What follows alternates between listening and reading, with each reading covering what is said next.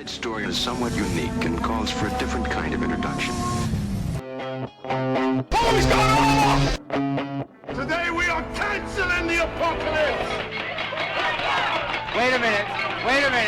You ain't heard nothing yet. And this is? Lilu Dallas Multipass. Frankly, my dear, I don't give a damn. Houston, we have a problem. Have you tried turning it off and on again? Gentlemen, you can't fight in here. This is the war room. Now, where was I? Welcome to episode 126 of the Blokebusters podcast. I'm Paul, and today we're going to be talking about The Losers from 2010. And because he's the one that told me about it, kept asking about it, and made sure that I watched it, I figured I should have B-Rob back on to help me discuss it. How are you doing, sir? I am doing very well, and you are officially a loser. Hooray! It's the only real time you can be pleased to be called that, I think. Yeah, thank you very much for that. And yes, so let's get all the nitty-gritty stuff out of the way so we can jump right in. First and foremost, if you want to get a hold of us on Twitter, Facebook, Instagram, you can search Blokebusters. We also have a Patreon called Blokebusters, the Blokebusters podcast. Look for that, you'll find it. If you want to help us just keep the lights on here because they're dim, like we need to replace them at some point, but there you go. You know, but seriously, I'm not going to sit here and just ask you to please pull out all of your money and put it in. Just if you enjoy the show and you are having a spare $1 a month or something hanging around, if you would be so kind as to throw it our way, it would really help keep us going. Again, not trying to force you one way or another, just keep it in mind. If you get a little bonus from a certain agency that has given some money away recently, just saying. But yes, also you can check out our website, blokebusters.com. It looks somewhat snazzy. I do enjoy messing around with that, and you can see some of the honorary blokes from the podcast, and I believe, B-Rob, you are featured on that as well, so congratulations. On top of being a loser, you are also an honorary bloke, so there you go. Did it.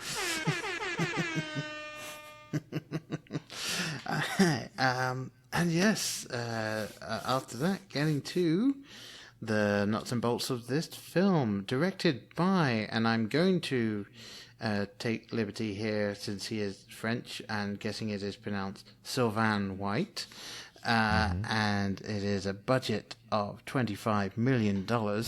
And then, since this was in 2010, this film did have a box office. Can you remember those? They were fantastic.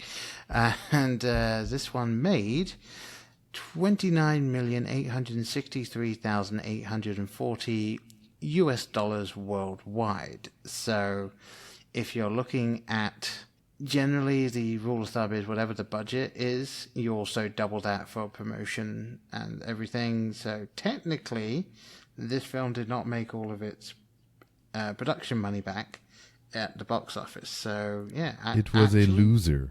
Yes, indeed, it was a box office flop. Technically, even though in terms of reported budget, it wasn't one of those weird things that people that really enjoy that sort of stuff love, and everyone else is like, I don't care. But there you go. So, I guess my first question then is, B-Rob, what is it about this film that made you really champion it when you were trying to get me to watch it? Obviously, you enjoyed it, but what was it about this film that made you say, I'm going to get him to watch it? I forgot what we reviewed before, and certain elements of it reminded me of The Losers. I think it was probably Scott Pilgrim. Exactly, because Chris Evans is in it. That's the tie-in. That's the link. So we were talking about Scott Pilgrim and Chris Evans in there and how he portrayed that character in that film. And I was like, you should see The Losers. Because as you've seen with your own eyeballs, Chris Evans is just otherworldly when he's not Captain America. Yeah, one of my main notes really is that Chris Evans is just phenomenal at doing comedy. Like he's got the timing down. Like pretty much any role I've seen of his which has any comedic elements, he knocked it out of the park. And going way back when he was in Not Another Teen Movie, and he was the handsome guy that was going to end up getting with the main protagonist, and he did really well at that sort of meta humor there. He was fantastic in Scott Pilgrim. He was brilliant in this, and obviously as Steve Rogers, he was just fantastic at that too. So yeah, the man can act, and the man is funny. So yeah, he is. So yeah, and probably at this point then should touch on the cast, because there's a lot of really good people in this. Yeah. So we've got, as we mentioned, Chris Evans is playing Captain Jake Jensen, who is the computer hacker. You've got Jeffrey Dean Morgan, Lieutenant Colonel Franklin Clay, and this film came out a year after Watchmen did. So he'd already played an anti-hero in that. So yeah, it just came out the same year as Scott Pilgrim. It did? Yeah. Yeah. Losers came out 2010. Yeah, wow. I didn't even think about that, but yeah. So he was working this back to back. Yeah, he definitely was having fun, and at this point, thinking about it, yeah, he must have known that he was getting Captain America at that point. So yeah, wow. He this kind of does feel a little bit like he knew that going in there would be a lot of film, so he was like, I'm going to get this stuff out of the way. I'm gonna do my fun stuff, and then really into it. And another weird film that a lot of people don't really talk about as well is kind of before Marvel really started to blow up, was a film called Push that he was in, to where it dealt with a whole bunch of superpowered individuals and everything like that. It was very comic book-esque. I don't know if it was based off one or whatnot, but that came out a year prior in 2009. Yeah. Well, he has done. I mean, and obviously he was the Human Torch in 2 Fantastic Four films as well. So yeah, he's been in a lot of the sort of comic book stuff that, and I didn't really think about that. That interesting. All right, it's just dawning on me. Yeah, that's it. Yeah, I'm definitely going to have to do a real deep dive into some of his back catalogue, because I didn't know he was in Street Kings either with Keanu Reeves. Oh, okay. No, yeah, did not know that. He was the voice of Casey Jones in Ninja Turtles. Apparently so. No, I'm telling you, he is. I'm looking at it. This is crazy. Yeah, hold on, we're going to go down a rabbit hole. We got to continue. Well, yes, I was also going to say that the film Knives Out, I really wanted to cover that with, but haven't yet put that on the podcast. Might need to figure out a way of doing that later. But it's a good film. Yes, it is. All right, jumping back to the Losers. So yes, Jeffrey Dean Morgan in it, and then also Idris Elba as Captain William Rourke, and Zoe Saldana, another Marvel alum there, as Aisha Al-Fadil. And then there's 4 other main people, lesser known to me anyway. Columbus Short as he does a lot of urban cinema. Yeah, as Sergeant Linwood Porteous, and then I'm going to butcher this last name, so I apologize in advance, but Oscar Yanada, possibly? Because the J is usually an H. Yeah, as Sergeant Carlos Cougar Alvarez, who doesn't say much. No. He's a fairly stoic individual. And then Jason Patrick as Max, and Holt McCallany That's a really weird McConnelly. last name. McConnelly. McCallum. I know who you're talking about. I'm reading it too. Well, I'm looking at it, but you're reading it. Yeah. And he is Wade Travis, who is Max's right-hand man. And yeah, so really this film kind of has some people who really like kicked off and became really big named. Obviously, you've got Chris Evans, Zoe Saldana, and Idris Elba, all of whom involved in Marvel and a bunch of other sightings as well. Idris Elba, for people that don't know and don't follow English shows, he is very the main British. character Yes. in Luther. Yeah, Luther. That shit scared the hell out of me. 'Cause I did not know that he was English born and shit. So I thought he was doing an accent for Luther, and I was like, wait a minute. Oh no, That's where he from. no, absolutely. He is an Englishman. He has just happened to do what a lot of English actors have done, which is come over to America, make things in America, and do things in an American accent so well that people don't know that they're not American. Goddamn infiltrator. And I got into a bit of a conversation with someone about that. Must have been about a year or so ago, and I believe the reason that so many English people are able to do convincing American accents and not the other way around is obviously in England we have a film industry and we have TV shows that are made and everything, but we import so much American stuff and we get so many American films and all of that we are definitely exposed to way more American accents and American actors than American people are typically exposed to English people and stuff like that. Like obviously you have PBS, which would grab the BBC shows, and more recently streaming services have opened that up to a lot more people, especially if you have Prime. Prime is very good at doing that, and Netflix as well. But yeah, until recently, over the next decade or so, we're gonna have that crossover appeal to where you're gonna have a lot of American-born people going over to like Britain and all kind of other stuff, stealing your jobs.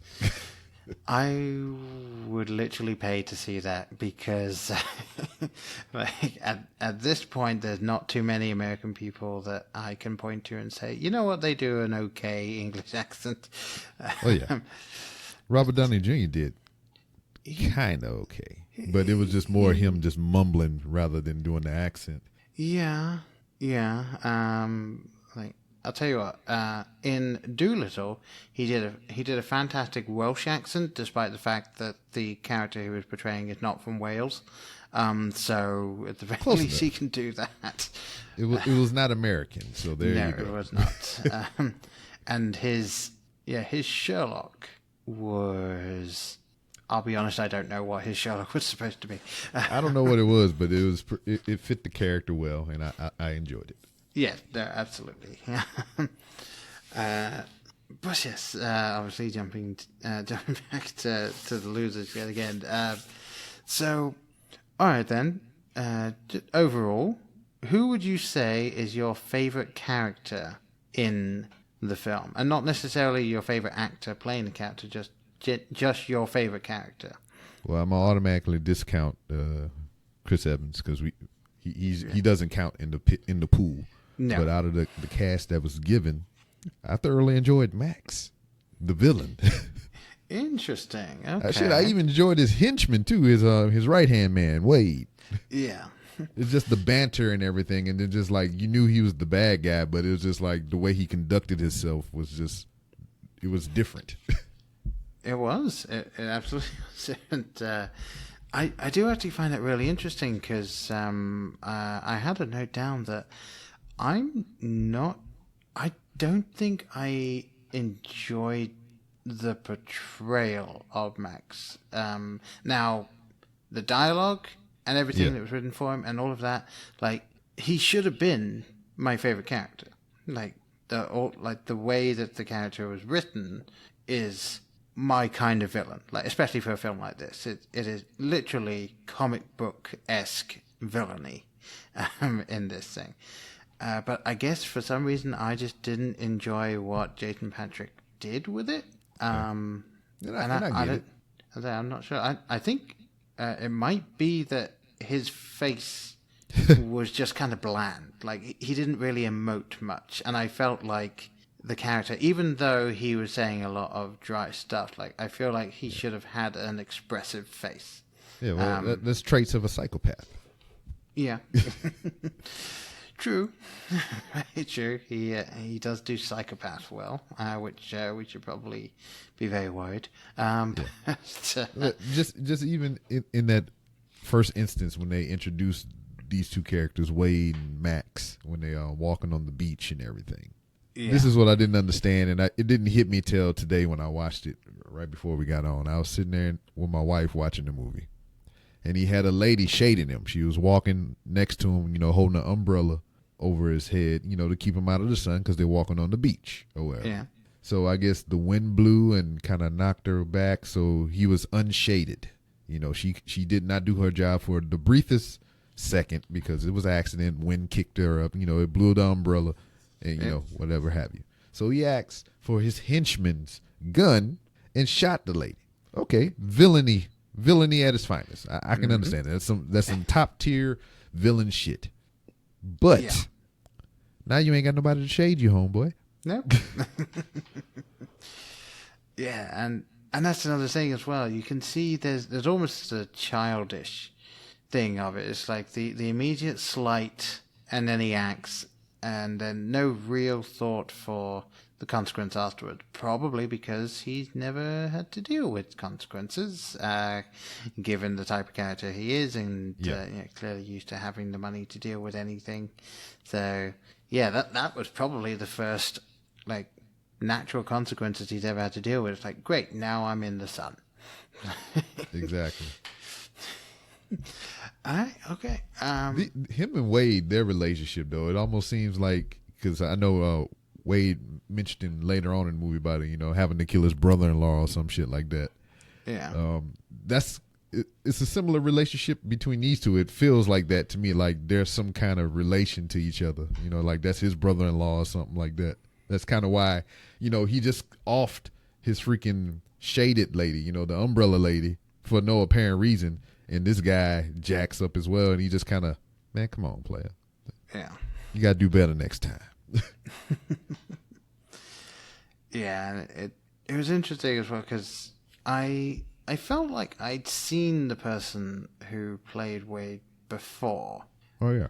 And technically I have, because he was in Alien 3. And I've seen Alien 3. So I've definitely seen him before. It didn't really click, though, for me. It's a very odd, but I feel like I've seen him in a bunch of things before. And I went through his catalog of stuff, and turns out I haven't really, other than Alien. I've heard him in a few things. He was in Justice League, the original cut. He was the bad guy at the very beginning that had all the freaking exposition and shit while he was detained by Batman.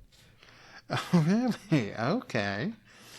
I need to see that original cut then. I don't think I've seen that one. You have not seen the original? I said Batman, right? Justice League. I mean. Yeah. You said he was explaining how he was detained by Batman. The only other thing that I've seen that he was in is Fight Club. Yeah, Fight Club, Jack Reacher. I remember him vaguely now that we just calling out movies, and I'm just kind of placing his face now. Yeah, it definitely. I don't know if you've seen it. There was a film called I Know That Voice that was created by a voice actor called John DiMaggio, and the entire point of the film is going around and interviewing voice actors about the fact that everyone recognizes their voice, but no one has any idea what they look like. Yeah. And then there was another film that came out that, funnily enough, I can't remember the name of, and it was the same idea, but it's for all of the actors that get all the bit parts and get all the small parts in big films. So, everyone recognizes him, but they don't know where. And Well, shit. I just realized who we talked about this not too long ago. Not me and you personally, but just in general conversation. The Tyson movie, the original one with Michael Jai White playing Mike Tyson. He, the guy that plays Wade, was in the Tyson movie, and I'm remembering him now. Oh. So that was way back in 1995, though. Oh. I haven't seen that one, so okay. So you need to know I have beef with that movie. Not with that particular movie, but a person. And his name is Jamie Foxx. Because we all know that Michael Jai White is one of my favorite martial artists and actors or action actors. He's one of my favorites. And he played that role of Mike Tyson in that 1995 biopic of Mike Tyson. Now, we have Jamie Foxx, who is trying to go back and play Mike Tyson and get the movie done again. And I was like, okay, you're taking away roles from one of my favorite actors. Also, Michael Jai White starred in a film called Spawn. He played the main character. Jamie Foxx is also trying to get a Spawn movie remade where he plays Spawn. What the fuck you got against my favorite actor? You need to stop trying to steal his roles. Interesting. Okay. Yeah, apparently Jamie Foxx is like, I like what that guy did. I'm going to do that. very, very odd. All right, I feel like that's a conversation we can probably have on another podcast then. Like, hell, let's do Punch Jamie Foxx in the balls podcast. We can just do that, and you can have an entire segment where you just go off on Jamie Foxx. I'll earmark it. I'll keep a day open for that. Okay. All right. Okay. Yeah, as per usual, we tend to go off on these tangents, I'm sorry. which I really enjoy. I love it. But okay, so jumping back then for me to answer my own question, what was it, 20 minutes ago? Yes. But yeah, I think my favorite character in the film, it's very, very difficult for me to actually answer that one because I have sort of two favorite characters, and I can't really tell. I like them for different reasons because I really enjoyed the character of Franklin Clay. I thought that anytime you got to watch him, it was just really interesting to see him on screen and to see like the wheels turning as he's trying to work through everything that's going on. And for the almost the opposite reason, like William Roque, and I couldn't really disassociate seeing William Roque with just Idris Elba, because to be frank, Idris Elba is very much Idris Elba in every single film that he does. Yeah. Doesn't really matter what character he's playing, even though the characters can be vastly different. He's just Idris Elba doing the roles. But yeah, like watching his character throughout the film, and especially at the end, like I really liked that thing, and he got a fantastic bad CGI death. Yes. So yeah, and that's what he meant when he said you're gonna die bad. He did. Yes, not just that it's a bad way to die. It literally the CGI was bad. It's very meta. I like it. But yeah, I was actually gonna ask about that because this film is based on a comic book series called The Losers, and I have not read it myself, but I believe that they kept fairly true to the characters within the book, if not following the plot directly, based on what little I've managed to find out about it. But I felt that the slightly, as I said before, the comic booky villain, even though if you were trying to, say, do James Bond, it wouldn't work. It absolutely would not work having that villain in a James Bond film. It would be weird and not hit the tone. But this film, it worked well for the film. The bad CGI that almost looked like, and I don't know, because this was 2010, so obviously it was a $25 million budget. They didn't have huge amounts of money to spend on the CGI at the time, so they couldn't get the top shelf stuff there, but it almost felt like they were like, you know what, it's okay if it looks a little cheap, because it's a comic book film. And I think they tried to make it, feel that way in certain aspects and whatnot, just like a lot of over the top camera cuts and, actually pausing and putting in some, comic book elements, like the panels and all kind of stuff. So it kind of lended itself to look more like a comic book than an action movie.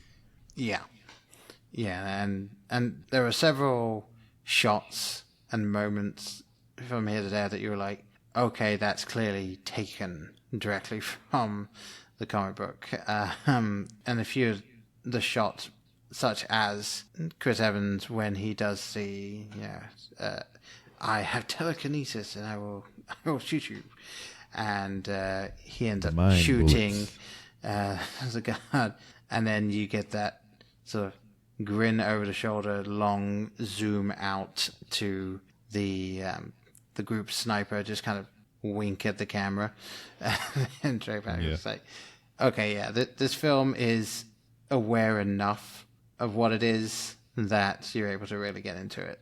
Now, something I found a little interesting looking into it. So Zoe Saldana playing the main female lead in this, turns out she was actually required to gain weight because she was expected to carry weapons around for 8 hours a day.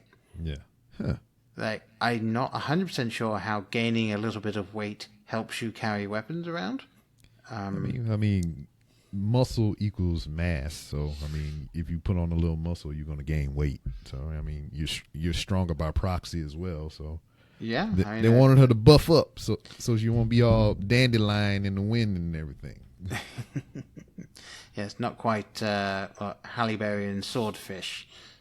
Well, seen some titties. We actually seen them. You got them teased in this one, but you saw them in that one. True. But yeah, it's this thing where you don't often see that. Like, you see, especially with people like Christian Bale, where it's like, okay, they're going to gain 60 pounds for this role, and then they're going to lose 80 pounds for this next role and all of this. And, I think it's Edward Norton has come out and said he will never do that for a film because he has basically wrecked his body doing it. So like you see that, here and there. I'm not sure I've ever heard of an actress being required to put on weight. Well, it's another instance to where that happened was the main character in the new Terminator movie, Dark Fate, the female Terminator or whatever. They required her to put on muscle, gain weight, as you say. So right, and that's they showed her on set, just doing pull-ups every 5 minutes and pulling, curling dumbbells and everything. And I was like, she really put herself through it. And that was a lot of argument for a lot of other people too, because the casting of Marvel and everything, and how we were talking about Brie Larson going on to be Captain Marvel and everything, and a lot of people want that lady from the new Terminator movie said that she would have been a better Captain Marvel. Yeah, it's like obviously it's difficult to in hindsight really gives you a lot of 2020. Yeah, because we're now used to Brie Larson as Captain Marvel, so now to say this person would have done it, and I can definitely see what they're saying, just because she very similar, I would say in appearance, and this one is more beefier. Yeah, and I actually would argue, like, if they were looking for someone who looked as muscly as she did in Terminator to then portray Captain Marvel. My argument would be that she isn't supposed to be overly muscly. Yeah, I mean, she was a fighter pilot, and then was the warrior, as it were. But she had the actual energy powers. I'm prior military, and I have not seen like a Jack Diesel flight pilot. Yeah, that's so. I mean, they're fit. They have something that's physically fit or whatever. But I never seen one like jacked to the gills and muscle on top of muscle or whatever, because you can't fit in the cockpit, homeboy. Yeah, you're not going to see John Cena flying missions. I mean, you might, but then he probably would just be hunched over the controls. And then it's a movie at that point too. So yeah. But yeah, I find it interesting, and obviously she, in preparation for the role of Aisha, she did do the extensive weapons training and physical training and everything for it, and I would say it shows, because you can tell she's actively doing a lot of the stunts. Yeah. In the film. I watched a little bit of that before I came in here as well. That was one of the bonus features on there. They got all of the weapons, because I actually have the DVD Blu-ray set. So they have a whole vignette on their weapons training for everybody. And then they have a segment specifically about her, because she's only, lead female in the cast.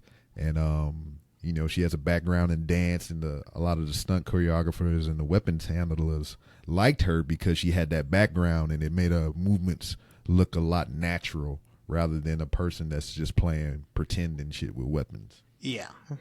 Yeah, and that's always an issue in films like this, because, it's an action film, so it's always going to be slightly over the top, and you're going to get, for instance, like Tropic Thunder, where, that's where they take the piss out of that as well, where there's someone just standing there just firing weapons. It's like, you've never fired one of those in your life. You're just acting it out for the camera. And there's only so much that training will help you if you're just doing weapons training for a film. Like, if you're not actively firing weapons in all these different scenarios, you're not going to know how they react in all of those ways. And obviously having that dancing background, as you say, definitely would help in being able to move and knowing how your body would move and that type of thing. So, and especially with some of the stunts that she had to do, like it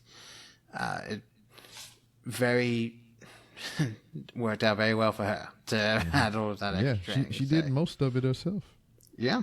I mean, I would say there's not too many shots where you can't see her doing it. So, yeah, really well done. All right, so what was that? And I think so. What I'm trying to see what came next or what came first, because all right, so Avatar was before The Losers, which is weird to think about. So I mean. I quite clearly remember going to see that one in the cinema. That was. All right, that's the one I was looking for. Colombiana. That was a very action intense movie and everything, and I believe the work that she put in and probably The Losers more over Avatar kind of set her up for that role in Colombiana. Yeah. You ever seen Colombiana? I'm trying to think if I've seen that one. Well, is another recommendation. All right. Well, I'll tell you what. I will have a look at that after we're done here, and I will let you know if I have in fact seen that one or not. Very well. I'm gonna guess that one might have passed me by. But it's one of the things where it's like I might have seen it on a plane or something like that, and just not really focused too much on it. So I will get back to you on that one. Very well. All right. Now, yes, I obviously mentioned who was probably my least favorite character in this. Even if it was just, I guess I think I was looking for more out of the comic book villain of the film than than we got, even though he, in action, was very villainous. But how about you then? What character were you least interested in for this film? I'm looking at him right now. And you're not allowed to say Pooch's wife, since he's only in it for 30 seconds. Well, I wouldn't say I didn't. I liked the casting here. I mean, there was nobody that really irritated me or whatever. But I will point out the one character that I felt so fucking bad for, and we had this conversation about other movies and everything, because I've been hopping on a lot of other I've been moonlighting on you, doing movie reviews in other places and whatnot, and this is one of the topics of conversation. Right. So people who get killed in these movies that have regular jobs. Right. So my person that got murdered for really like just doing this freaking job, the flight pilot in that bad CGI explosion. Yeah. He was just there. He was paid to come there and fly a plane. He was just there to do his job, and he got a daggone a motorcycle in his freaking grill piece for his troubles. You know? Yeah. Yes, he did. That's a good point. He wasn't trying to be a hero. He wasn't doing anything extra. He did nothing other than what he was told, and he died for it. Yep. No, absolutely. I mean, he did advise. The only thing he did advise against it because that's the captain in him, the safety aspect of it. He's like, go run him over. He's like, but we don't have enough room. Being logical in the situation. He's like, I don't care. Get room and turn around and do it. Yes, sir. And he was just doing his job, and he got killed for it. He did. He did indeed. And on top of that as well, like genuinely thinking about it, given the amount of room there was between the airplane and Clay at the end there, Clay could have just easily walked to the side. Like, it wasn't going to get up to speed that much to actually run him over. Not that really and another matters. thing that I'm thinking about it, we talking about senseless deaths and everything. The very beginning of the movie, the whole mission that got them fried in the first place. Yeah. So they go in there, they're gonna kill, lays the base and have it carpet bombed and everything. But they had civilian children there, so they advised against it, and they went in to save the children. Now Clay go in there, got the freaking drug lord in there, got a kid hostage, got him to relinquish his weapon. My issue is not with what Clay did, because he defended himself and protected the child. He did what he was supposed to do. But the drug lord, he was getting murdered because he stole money, which occupational hazard, right? Yeah. Why he just didn't tell Clay what the hell was going on? Then Clay would have realized that this what the fuck was up, and then they could have got out of there, and this could have been a whole different situation, But no, he wanted to pick up a knife, and from over 10 yards away, thought he was going to do something with it, and got murdered for his troubles. Yeah. Which he was going to die anyway if those kids wasn't there. So yeah. Which is another interesting point, because what old girl Zoe, she was going to kill him because he killed her father, but he was going to die anyway regardless if he didn't do it. Yep. Yeah, I mean, trying to follow it, I think she was under the assumption that her father died in the bombing. Yeah. I think that was what the initial assumption was, and then when she found out that he died in the bombing, and Max was the one that ordered the hit. Yeah. And then when she found out that Clay was still alive, she might have thought, okay, what happened? And then found out more information and was trying to figure out, okay, what happened here? But yeah, that was something where it was like, okay, I get it, if somebody and then killed. she can't even really be mad at Clay, because I mean, it's his job. And you know who your father is and what he does. So, I mean, I know it doesn't change the fact that that's your dad, but yeah, Your dad do some shady shit.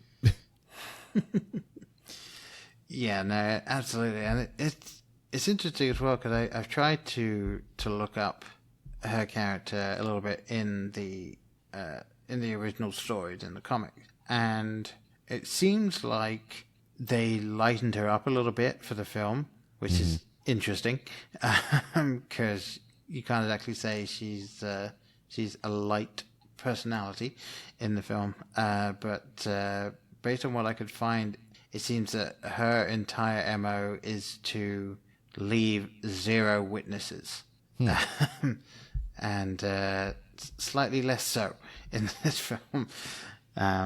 But yeah, obviously they clearly were just like, okay, we're gonna make it almost a pseudo love interest, like not even. I never even really thought that that Jeffrey Dean Morgan's character was truly like into her. It more was like they were just having fun. physical thing. But, It was just a physical thing or whatever. It's because like that's the vibe it was. Because I have been in a similar situation many eons ago, to where we was just in the room with each other, and that's what it was. It wasn't nothing beyond that. Oh, there you go, folks. Confirmation that is exactly what was going on there. But yeah, and then it was just like more of like she knew he was in charge, so it was more like of a control thing, just trying to keep him under the thumb. Probably. But yeah, I genuinely enjoyed this film more than I thought I was going to, and I already thought I would enjoy it. Like, I figured going into it, based on what little I knew, you'd given me some information, but you hadn't really told me anything that would spoil anything or whatever. And then, like, kind of looking at the cast, and I didn't watch a trailer for it because I don't even do that anymore. Yeah, it's just you just can't. You really can't.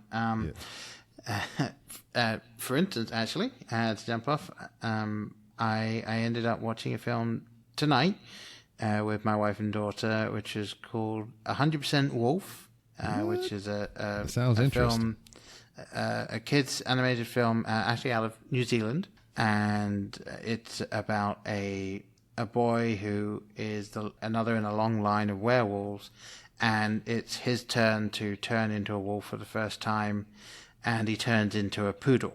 Yeah. and all of the shenanigans therein, and so on and so forth. But to try and convince my daughter that it was a good idea to watch the film, because my daughter happens to enjoy watching, as many parents have probably found out, the same things over and over. Oh, yeah. So rather than branching out, it's like, no, let's just watch this thing I've seen 20 times instead. But just putting the trailer on, that was enough to kind of get her interested in the fact that the boy turned into a poodle, and that was the end.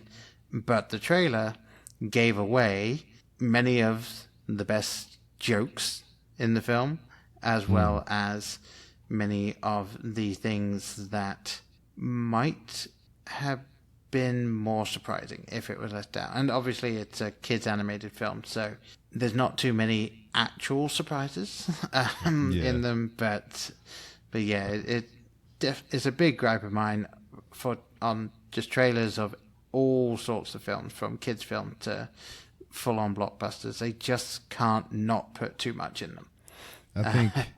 I think the only trailer that I have watched as of recent, and I'm talking about the first time that they aired the trailer that I've watched, was the new Mortal Kombat and the Kong versus Godzilla versus King Kong or whatever. Those are the only two trailers that I have watched in recent time. I can't even tell you anything before that because I actively avoid the stuff. And especially because, we deal in social media because we have these podcasts and everything. Yep. There's spoilers all over the goddamn web. So anytime I see a still image or you scrolling and the video start automatically playing, I'm just like, no. Yes, la la la la la, keep scrolling. Yeah, I don't want to. People start talking about it. I leave the room if I can. I try to change the subject. I don't want to know anything about anything. The only thing I want to know is the release date and where I can watch it. That's the only two things I need to know. Yeah, the biggest problem I found is I haven't found somewhere that is just very good at saying, here are the films that are coming out with a very, like, a blurb about them and the release date. Like, I need to find that, because I don't want to find something that tells me everyone who's in it and, you know, a whole plot summary, because sometimes that, even just that, because I've seen enough of these films, like, sometimes even that is able to be like, oh, there's a twist. Oh, yeah. Great. Now I know that. I don't even IMDb things anymore unless we're doing something like this. But, like, new things, no, I don't even do that. Yeah, no, I never go on IMDb unless I've already seen the film and I'm just looking things up for it. Because it's not worth it. But yeah. I just like to be genuinely surprised and shocked and everything. Just yeah. I'll tell you, probably both the funniest and also the hardest I've ever physically tried to stop myself from being spoiled on something was I was going to see Infinity War, but I wasn't going to get to see it for about 5 days after it came out, something like that. Yeah. And I, at the time, was working in a elementary school, and I was working in a classroom with individuals with developmental disabilities, and so I would work with them in the room during the day, and then take them outside for recess or to lunch, depending on the day. And I was outside at recess, lining up with them, getting them to enjoy the outside for the small amount of time they were there. And it was the last recess of the day, and as I'm walking past this group of kids, two of them are talking, and one of them is listing characters from the MCU. And I put one finger in my ear, led the kid away, just going, la, la, la, la, let's go over here. Try my hardest not to hear something. Now, it turns out that either the kid completely misunderstood the film or hadn't seen it yet, because the list they were giving didn't match perfectly with the outcome of Infinity War. So I think they might have just been saying, here's what I think, or here's what I thought was going to happen, and I happened to just miss the actual conversation. I had Endgame spoiled for me on Facebook. Oh no. And it was further enough out or whatever to where I think I forgot it. But I mean, even what I did see, it didn't take away from the movie, but I kind of felt that's what was going to happen. Right. And it was blatant as fuck. And this is how they got me. They did it on purpose. You know how on Facebook you have the little GIF bubble, you know, the little circle in the middle that say GIF, and sometimes you got to press it to make the GIF load. Yeah. So it was one, and here I am, you goddamn women, you know, just giving in to my carnal urges and everything. It was a nice looking lady in the GIF bubble. So I pressed the GIF bubble, and I was like, oh, I wonder what this is. And it went from a attractive young lady to the scene of Robbie Downey Jr. snapping his fingers with the Infinity Gauntlet. Oh. And I was like, you son of a bitch. Sneaky fucker. But it didn't spoil the movie so much for me, because it's just like, at that point in time, the movie, I don't think it even came out yet, because I went day one.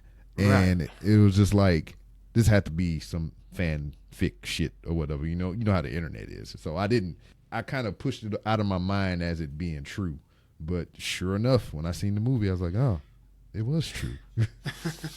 Wow. So if I know the day of that I'm going to see something or I'm going to watch something, I try to stay away from social media, because some bastard. Yeah. Like even right now, as we speak, it's almost close to the witching hour. You know, so I guess we need to speed through this. But King Kong vs. Godzilla is about to drop on HBO Max and in theaters or whatever. I doubt if anybody going out. But there's going to be spoilers here in the next 30 or so minutes. Oh, and yeah. I'm going to have to avoid it all day tomorrow until I can get to a place to where I can sit down and actually watch it. Yeah. I mean, I do know, in case there are people out there that are unaware that this is an option, if you are trying to keep away from certain certain films or TV show spoilers or things like that, you can go into your Twitter and I believe Facebook as well, settings, mute, and block hashtags and block certain things. So you can set that up if you wish. However, obviously, depending on how many things there are and how long you want to do that, and if you know some of your friends are going to be talking about something, you're going to be missing some of their things. So yeah, it's not ideal. Yeah. But yes, just in case anyone didn't know, that is an option if you are willing to do so. But yeah, I try and watch something as soon as I possibly can. Jumping randomly to something. So I'm a big fan of watching the second campaign of Critical Role, which is still going. And it goes every Thursday with the exception of a few Thursdays a year. And I was in Florida in this last week, so I missed this Thursday. And it's like, even though I'm not actively following people that talk about it, just because I follow a couple of their things and I liked a couple of their stuff, like scrolling through Facebook or scrolling through Twitter, I see people talking about it. So it's like, damn you. The social media is definitely a double-edged sword in that regard. It really is. And once again, completely off topic, but yeah. And I'm the one that recommended this movie. We talked about everything but this movie. Yeah, I'll be honest. One of the best things I found having you on is that we are able to get into these complete tangents, and I love doing that. So, yeah. Okay, all right. So, is there anything else really? Obviously, we talked about some of our favorite characters. We've obviously discussed Chris Evans is phenomenal, and some of the things that we were less enthusiastic about. Is there anything within the film itself that you really want to shine a spotlight on? Chris Evans. That was about it. Okay, fair enough. Absolutely fair enough. Yes, he's the entire reason you stayed in the first place. He's awesome. That was honestly and for truly, that was it. And it's a fun movie. I mean, I enjoyed it. I enjoyed it. Yeah. It's just like, it's not hard. I mean, other than the gripes I only did for show purposes. Right. It's a fun movie. I like it. Yeah, definitely, as I said, more fun than I was anticipating going into it, even though I knew I would enjoy it, just because of the nature of the film. And I can see some people not liking it, but I feel like those people are the same people that, like, they have very specific things they want from their action films. Like, they want an Arnold Schwarzenegger type action film, or they want Die Hard, or something like that. Like, if you're willing to go into this film, just be like, look, this is just a group of losers. Yeah, a group of losers with vastly differing personalities that all are on play in this film, and they all get their time to shine. Then, like, you'll get it. It's the film for you. And if it's something where you're like, no, I just want one man fighting against an entire army and coming out completely unscathed on the other side, it isn't really for you. Yeah. And another thing, I was like, this is the alternate universe for the kids in the new It films. Okay. That was my thing or whatever. This is the losers. That's what they called their group, the losers. So this is them grown up, busting ass and being mercenaries. Interesting. Okay. And just, I'm looking at the Rotten Tomatoes on this thing. It's like, it's 49% critic score and it's 54% audience score. So, I mean, it's a good movie. It just didn't do well at the box office, which, I mean, hell, that happens nowadays or whatever. I mean, Venom was way better than it had any business being, but it got killed at the box office. It might be better now, but at the time, it was poop. Yeah, and I think this film possibly suffered from coming out before the MCU really kicked off. Because I feel like if someone had said, let's say in 2013, hey, we made this film, it's based on this comic book series, it's based on these characters, and it's a more stylized like type film like that, I think it would have done better. But it obviously came out before the comic book renaissance, so it kind of suffered. And guess what? It was a DC property, so yeah. You know how they play on that camp. Interesting about that, actually, because all of the DC films that have come out recently that have had the huge money towards it, and so many people go and see it that are technically box office successes, have been terrible. And then you've got this one, which next to no money was put behind it, relatively. Didn't do very well at the box office, but is genuinely enjoyable. So it's so strange how it just kind of doesn't work. And apparently there were people drawing comparisons between this and the A-Team. Yeah, and heavy vibes. Yeah, I mean, it's like, I get it. I mean, I didn't watch too much of the A-Team. I've seen the odd episode here and there. And it came out the same year, so that's probably another reason. Yeah, the thing I saw, it came out shortly after, so I'm assuming what happened was this film came out, and then maybe a couple of weeks later, the A-Team remake came out, and people were like, well, let's go see that because we know that. It's definitely a more well-known title. And I believe this is just a bad releasing thing, because I can't put my finger on it right now. It was another movie that was really good, but they released it in a shitty spot and it did bad, despite it being a good movie. And it was kind of the same similar situation where they had a group of people that had abilities, and then the next movie that came out that was more popular, it was a group of people that had abilities. I just can't recall the films at the time, but this has happened many times before. And we look at the Metacritic the Rotten Tomatoes for the A-Team film, which was a 49% critic score and a 66% audience score, which is lower, I believe, than The Losers. No, I lied. The Losers is lower. I would say, yeah. So The Losers did lose. I'm sorry. I recant that. And again, it's interesting because I'll be honest, I never had any interest in watching the A-Team movie when that came out. And, I wasn't someone that grew up watching the A-Team, so not necessarily something that was aimed at me. But I saw a trailer for it, I saw the people that were in it and how they were portraying it, and my initial thought was just like, I don't see this doing well. Like, I don't get it. Whereas... I think I was drawn to it by name, but also I wanted to see Liam Neeson, what he was going to bring to that role. I was just like, because this looked awkward as hell.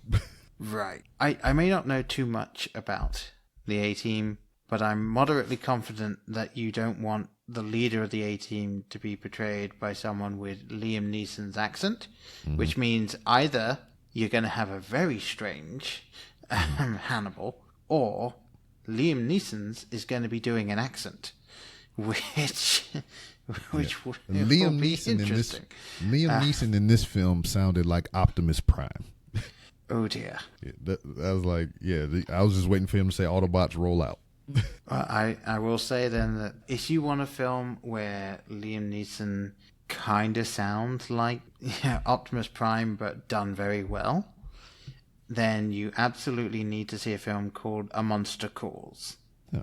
And if you have not seen that, then I thoroughly suggest you find it out and watch it because it is phenomenal. Noted. I'm putting that down now. All right. So yeah. Wow. So 80 since I'm on Rotten Tomatoes, 86 freaking is certified fresh and an 81% audience score. Mm-hmm. And that's kind of weird. The two movies that I mentioned previous, they had a audience score of a 66 and a 54, but they had over 100,000 ratings. This one only has 25,000. So I mean, you get those low numbers. I mean, you have the opportunity to stay in the high thing. So I mean, I mean, it's shenanigans. It's politics. They playing with the numbers. God damn it. Yeah, and it's also like. Oh, he looked like Groot. Yeah, it is an international film because it was made with a combination of companies from Spain, the UK, and the US. I see. However, I don't feel like it really got a big showing in the US. So yeah, it did do huge in the box office, but hell nah, 2.2 million gross US. Yeah. Oh, because it did. I think it probably did a limited screening, didn't it? Or because it has streaming numbers on here too. It came out like 2 months later on a streaming platform. Yeah, it did. It did a really limited rollout to begin with around Christmas time, and then a wider release at the beginning of the year. But then it just kind of went. It did really well in all of the film festivals and things like that. But then it just didn't translate to box office draw, and that's something you kind of find really. Yeah, just all of those because you can't teach that. It's just really well done. I mean, so I can't say too much about it without giving something away. Very well. But yeah, the main character is fantastically played by Lewis McDougall. Liam Neeson is the monster in it, and surprisingly, I got you. Trying to get MCU Paul in here. Tom Holland was the stand-in for the monster for 1 week. Not sure why, but there you go. He's just running up them credits, them accolades. Yep. And Sigourney Weaver plays the main character's grandmother. And that's her name, grandmother. Yep, that's it. Grandmother and mom and dad. Yeah. Mr. Clark, Harvey. It's just basic names. I'm looking at the IMDb. Yeah, I mean, like they do have named. It's just in terms of credited. They're credited that way because the entire film is told from the point of view of the boy. No. So the idea is that to him that's who they are. So, gotcha. But yeah, definitely recommend that film. And to bring it back in, obviously we recommend watching The Losers if you haven't already by this point. Because it's really not that much to it. I mean, it's just a fun little romp from beginning to end. It's just the comedy, the action. It's just there. Yeah, including one or two fun little romps as well in the middle of it. So, a lot of romping. Yes, not even in a rompous room, just going on there. But yeah, this film, as I have said several times, is way more enjoyable than I thought, and definitely something that I will recommend to people, much like you did, especially because of Chris Evans and Idris Elba and Jeffrey Dean Morgan. The man, probably at this point, most well known for portraying Megan. John Winchester. He should definitely be known for doing John Winchester, but unfortunately, probably most well known for doing Megan. Yes. Megan? I think it's Megan from The Walking Dead. Oh, man. It brought tears to my eyes when he came back to do Supernatural. Oh, man. Oh, I was just like, that's freaking amazing. They brought the mom back too. His voice cracked a little bit. He got a tear in his eye. I was like, oh, no, don't do this to me. Don't do it to me. Yeah, he's always been really good in the things that I've seen him in. So, yeah, I again, I'm going to have to go into his back catalogue and see if there's anything else that I can kind of just pull to watch from that. So, Negan, there we go. It wasn't Megan, it was Negan. That's what I was trying to say. But yeah, just solid character work, solid action, of the time and low budget CGI, but yeah, it works. It really does work for the film. And also, probably, I think my favorite moment with Chris Evans is the second credit scene, and I'm not even going to explain what that is. Mm-hmm. So anyone actually interested, you need to go see it. Yeah, I meant to ask you if you watch those, but yeah, yeah. Oh, Yeah, I actually almost used a GIF of that in the tweet I sent out. So yeah, again, I hardly recommend it. Go see it if you haven't already. Rewatch it. It's on HBO Max. Yeah, there you go. Yeah, it is definitely available for those that wish to watch it. Also for people who are able to watch these things even without a subscription. At this point, it is coming up to 11 years old, so it is definitely available. So there is really no excuse for not being able to watch it. Mm-hmm. Also, on a side note, when I say HBO Max, check with your internet provider. Because depending on who your internet provider is and the level of your internet package, you can get HBO Max for free, like I do. Okay, I'm going to have to look into that then, because I used to have access to HBO Max, and then it went away a couple of years ago, but we have gone up a notch in internet since then, so I'm going to have to check in with that. I just found out about it, just going through my bills, seeing where I can cut corners or even increase my internet speed. And I was just scrolling through the pamphlet, and there it was, HBO Max free with your service. I was like, what? Okay. And if you have Xfinity or Cox, I think those are in regional, it may be, you can get, I believe, either Paramount or Peacock for free with your select service. And if you have Verizon and you get a new Apple device or something like that, you can get your first year of Disney Plus and or Apple Plus or whatever the fuck, Apple TV Plus or whatever the fuck. You can get either one of those for free for a year. Interesting. Okay. Ain't no reason out there for you not to be watching movies, is what I'm saying. Yeah, no, absolutely. So yeah, after all of that fantastic consumer advice, why don't we jump to then, where can people find you to get more said advice or anything else that you are doing? If you have Xfinity or Cox cable, you can now. I might be free with your cable package. You can find you on Peacock. Yes, you can find me on the Peacock, that is. But if you can't find me on any of your streaming platforms, as of yet, because I'll get there eventually, you can find me on various social media platforms, to include Twitter at 3R Show, Instagram at the 3R Show. And for anything else that I may have forgotten to mention, you can go to randomrob.com, because I am the host of the Random Rambles with Rob podcast, and that's where you find all the things and whatnot.